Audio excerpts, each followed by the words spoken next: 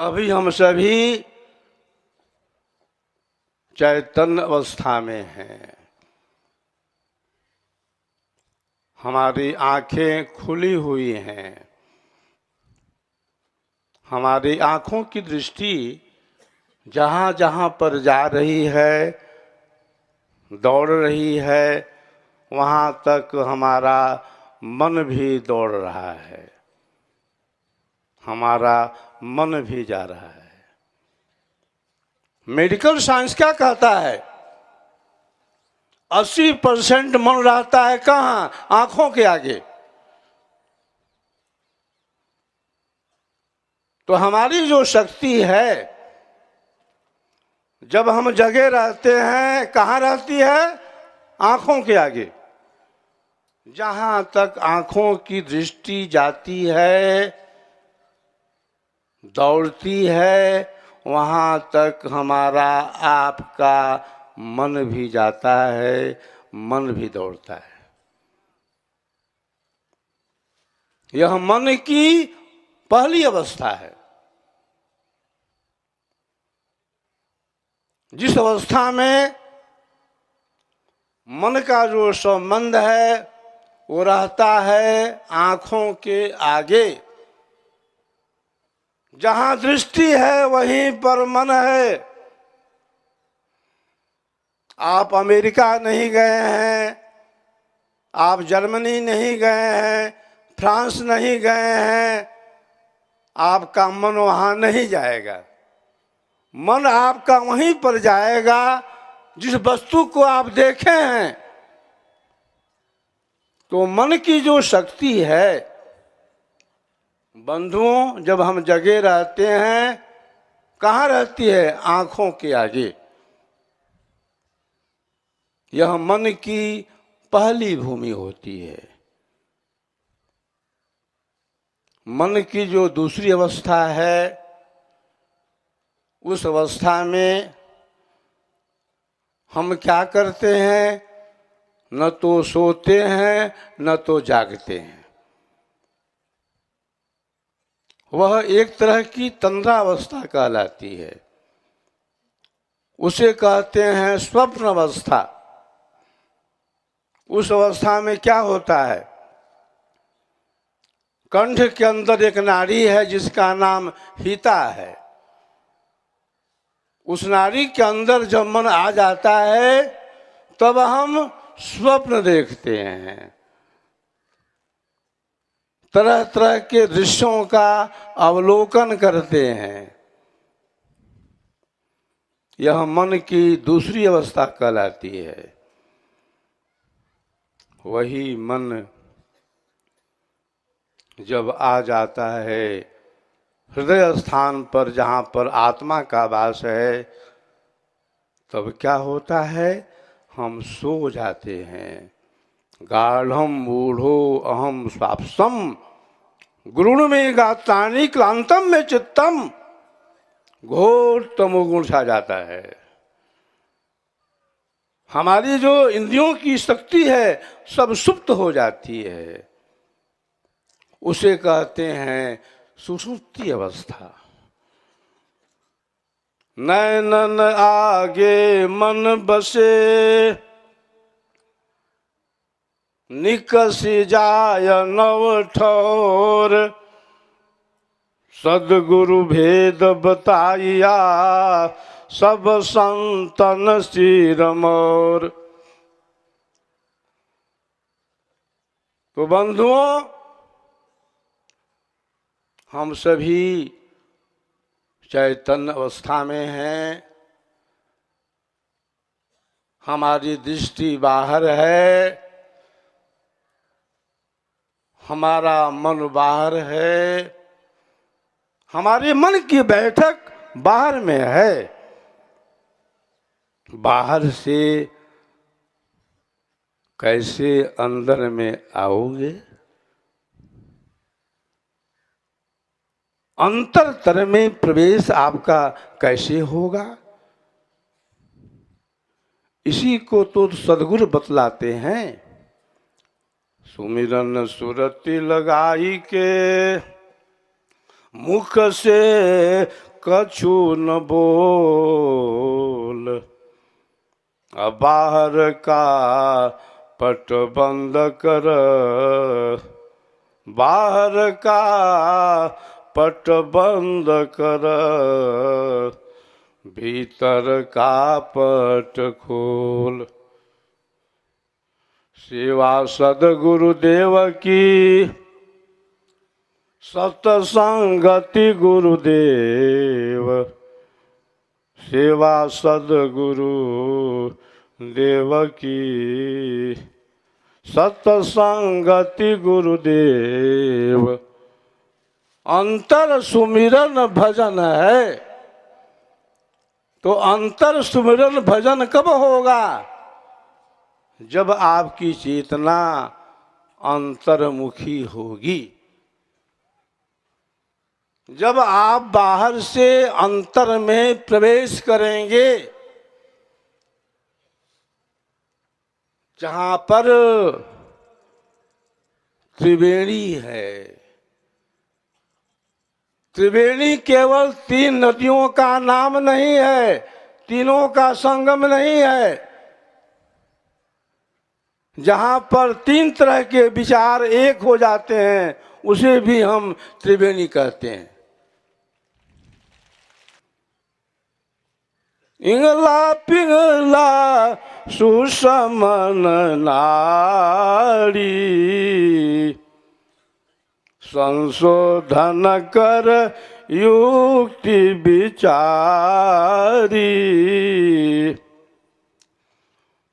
3 तीर्थ तह संगम भयऊ, त्रिवेणी निर्मल जल बहेऊ। विमल प्रकाश अमी जल धारा, शीतल शांति भंवर गुण जारा। त्रिवेणी जो है वो बाहर में नहीं है। बाहर की जो त्रिवेणी है वह कहाँ है?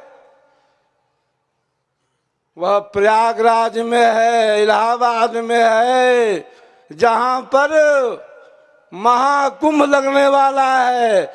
उस त्रिवेणी में स्नान करने के लिए देश विदेश के करोड़ों लोग पहुंचते हैं, लेकिन वह जो त्रिवेणी है, विहंगम योग कहता है कि बाहरी त्रिवेणी है। अरे संतों की त्रिवेणी तो अंदर में है। अंदर की त्रिवेणी का ज्ञान नहीं है, और बाहर की त्रिवेणी में स्नान करके तुम चाहते हो संसार के भवसागर से पार हो जाना, कभी भी संभव नहीं है।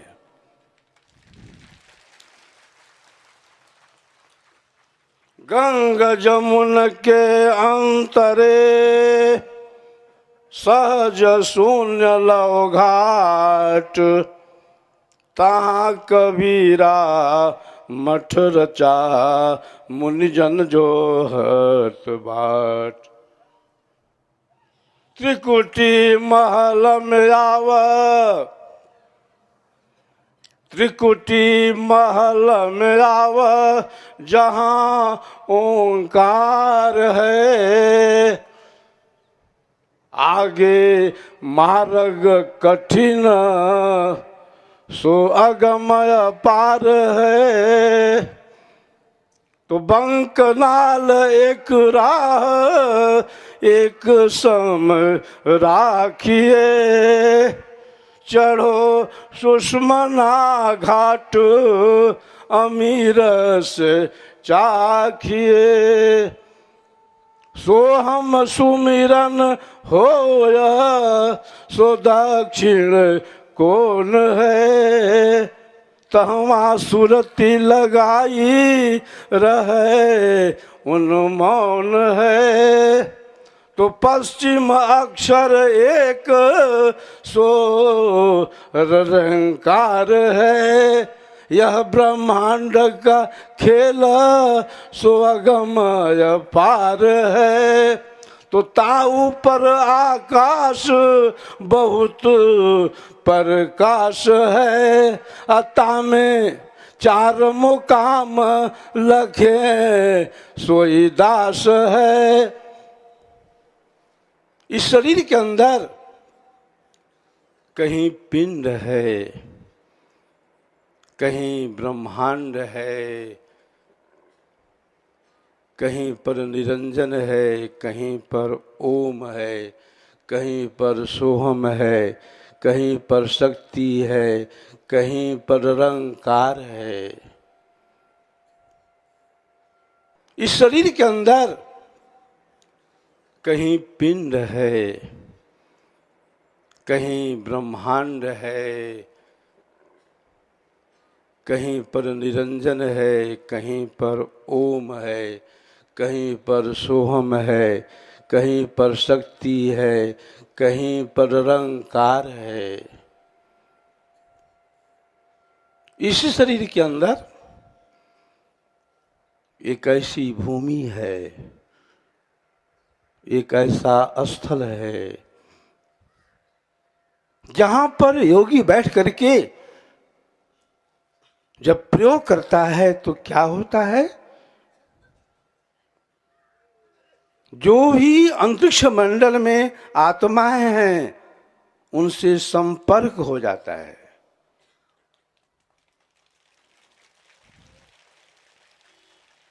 यह ज्ञान भेदिक है। इस ज्ञान को सद्गुरु जो है अधिकारी को बताता है, देता है। इस शरीर में वह कौन सा स्थान है जहां पर संयम करने से आकाश मंडल में जो भी सिद्ध पुरुष हैं उनका संकेत मिलता है, उनका दर्शन होता है। बहुत पहले की बात है, प्रथम परंपरा सद्गुरुदेव के साथ मैं जा रहा था। यात्रा पैदल की थी। प्रथम आचार्य श्री एक स्थान पर रुक जाते हैं, आंखें बंद कर लेते हैं। एक आवाज आती है। वह आवाज कैसी थी? आप जा रहे हैं और मैं तो यहीं पर हूं, मेरी समाधि तो हो गई है लेकिन मुझे मुक्ति नहीं मिली है। आचार्य श्री प्रथम क्या कहते हैं?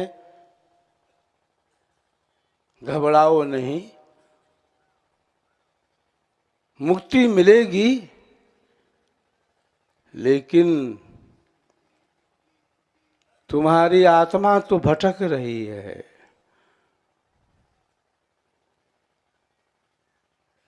तो जब तक तुम्हारी आत्मा भटकती रहेगी मुक्ति मिलेगी कैसे? एक समय ऐसा आएगा जब तुम्हें नया शरीर मिल जाएगा, तुम्हारी आत्मा नए शरीर में आ जाएगी, फिर तुम्हें ज्ञान मिलेगा, सद्गुरु की भक्ति मिलेगी, विहंगम योग प्राप्त होगा और तुम दूसरे शरीर से मुक्त हो जाओगे।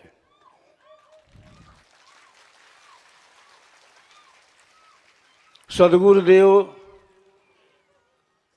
वृत्तिकूट की गुफा में तपस्या में लीन थे। किसी से मिलने का नियम नहीं था। सदगुरुदेव आठों याम पर ब्रह्म प्रभु की साधना में लगे रहते थे। ब्राह्म मुहूर्त में नित्य क्रिया करने के बाद आसन में बैठ जाते थे, लेकिन उन्हें यह बोध नहीं रहता था, उन्हें यह ध्यान नहीं रहता था कि मैं कितनी देर तक बैठा रह गया। रात को निकलते थे। सेवक को आदेश था कि गुफा के अंदर नहीं आना है। एक अलग से खिड़की थी, दरवाजा था, वहीं पर फल दूध वगैरह रखने का नियम था कि बोलना मत, वहीं पर रख लेना। जब मैं साधना से निवृत्त हो जाऊंगा तो मैं अपने आहार को ले लूंगा। भोजन जो है रखा हुआ है गुफा के द्वार पर, लेकिन स्वामी जी को भोजन की सूची कहाँ है। कई दिन ऐसे ही व्यतीत हो जाते थे। स्वामी जी रात को निकलते थे 12 बजे और गुफा से बाहर जाते थे एक वन में जिसका नाम है विजया वन। उस वन में जा करके किसी से बात करते थे। आवाज आती थी। यह नियम प्रतिदिन का था। गांव के लोगों ने सोचा कि स्वामी जी रात को 12 बजे गुफा से निकल के वन में क्यों जाते हैं, और लगता है किसी से बात भी करते हैं। दूसरे दिन स्वामी जी जब जाने लगे तो लोगों ने पीछा कर लिया। स्वामी जी ने कहा कि देखो भाई, तुम लोग मेरा पीछा छोड़ दो, मैं जाता हूं कहाँ और क्या करता हूं यह तुम्हारे मन बुद्धि वाणी का विषय नहीं है। अरे मैं तो बात करता हूं सिद्ध पुरुषों से, मैं बात करता हूं ऋषियों से, और तुम्हारी पकड़ वहां पर है नहीं। यह जो ज्ञान है भेदी ज्ञान है। इस ज्ञान को सद्गुरु जो है उत्तराधिकारी को बताता है कि शरीर में किस भूमि पर संयम करने से जो भी जीवन मुक्त आत्माएं हैं उनका संकेत मिलता है, उनका संदेश मिलता है।